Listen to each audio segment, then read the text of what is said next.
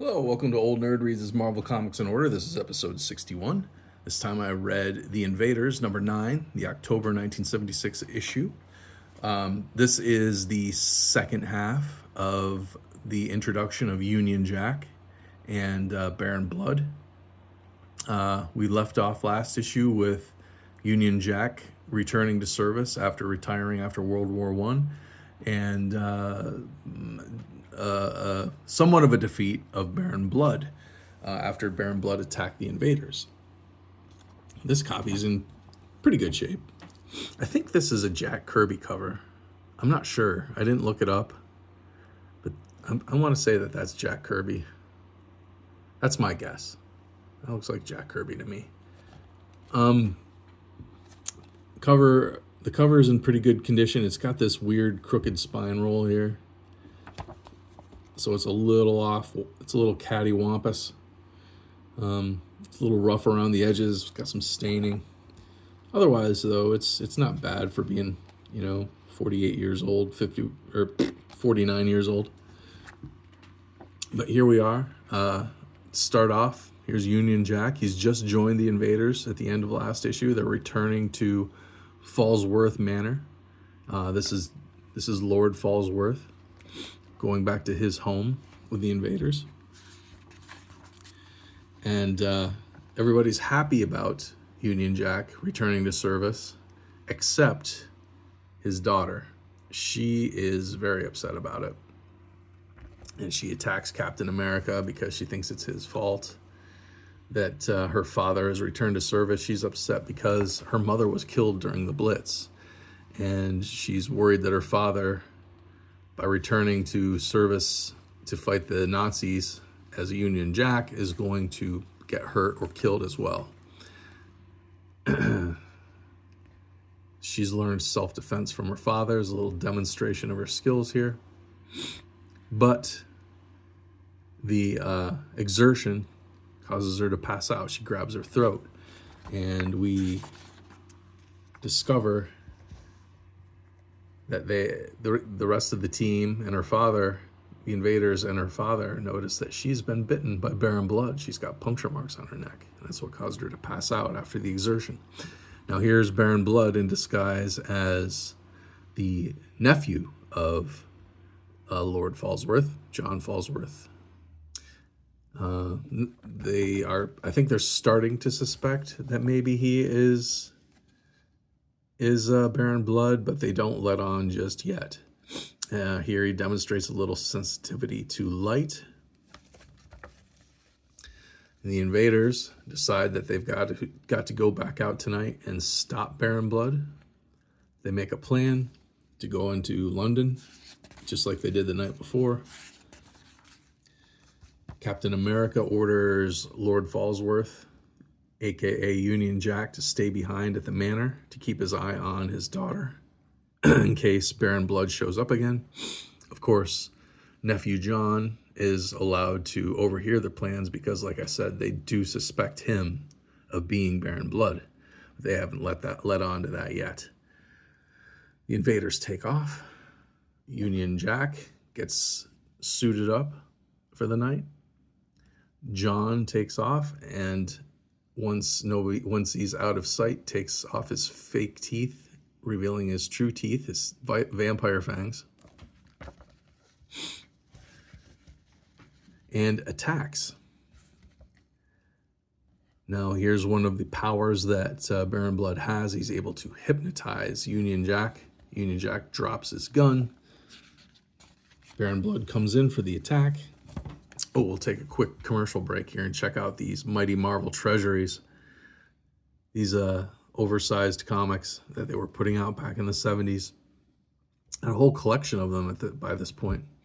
This would be the newest one, Captain America's Bicentennial Battles. This one had just come out. All new material, Captain America material by Jack Kirby, who had just recently taken over the Captain America title.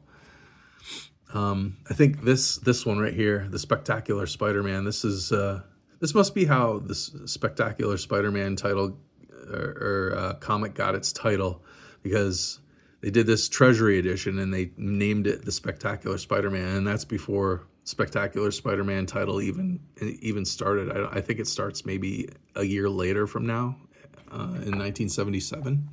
But I have a couple of these. I think I have the Conan. What else? Seems like I have a couple of Conan. Yeah, I think that's about all that I have in my collection. But those Treasury editions are cool. Now we're back to our regularly scheduled program. So Baron Blood decides he's not going to kill Union Jack just yet because he wants to make him watch and suffer as Baron Blood murders his daughter, Jacqueline. Or actually, he wants to turn her into a vampire. And he's about to do that. But first, as any good villain will do, he's going to go into his backstory. He's going to reveal his origin. And he is going to reveal that he is actually not John Falsworth, nephew of Lord Falsworth. He is John Falsworth, brother of Lord Falsworth. He went off to make his fortune in Europe, went to Transylvania, and figured he was going to take control of Count Dracula. Count Dracula uses his hypnotic powers on him and turns him into a vampire. And he becomes mixed up with the Nazis and wants to destroy Britain alongside the Nazis because he's mad at Britain. But after he's done soliloquizing his origin story, he's about to bite Jacqueline and turn her into a vampire forever. But we find out that the Human Torch remained behind when the rest of the invaders left. And we try and use our hypnotic powers on the Human Torch, which seems to work. Which, I don't know. I thought it would like backfire since the Human Torch is an android. He's not human. He's an android, and the vampire's hypnotic powers wouldn't work on him. But apparently they did. The only thing that rescued him was Jacqueline yelling, "Torch, you must fire up." And he says, "I hear you, Jacqueline, but the term is flame on." And he lights up, which, of course, sends Baron Blood out the window with his victim. The Torch is in hot pursuit. Another power is revealed, Baron Blood. He's able to cause rain, which douses the Torch, and he gets knocked out. Union Jack comes back, goes in pursuit. The invaders, they come back, and we go down underneath the homestead, down into the catacombs. This is apparently where Baron Blood and Union Jack, they were brothers when they were children growing up here. They used to go down in here and play. This is where Union Jack is going to lose the use of his legs.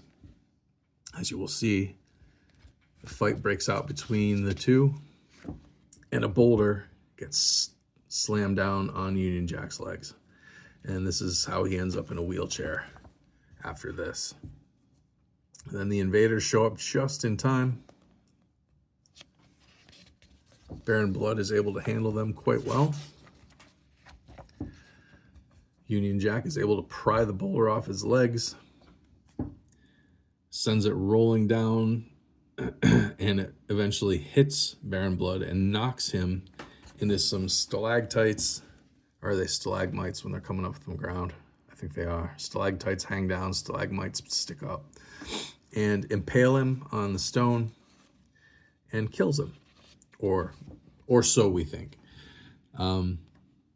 But this issue ends with Lord Falsworth and Jacqueline Falsworth being hauled out of the caverns. And we don't know if Jacqueline will live or die after this. But that's our cliffhanger.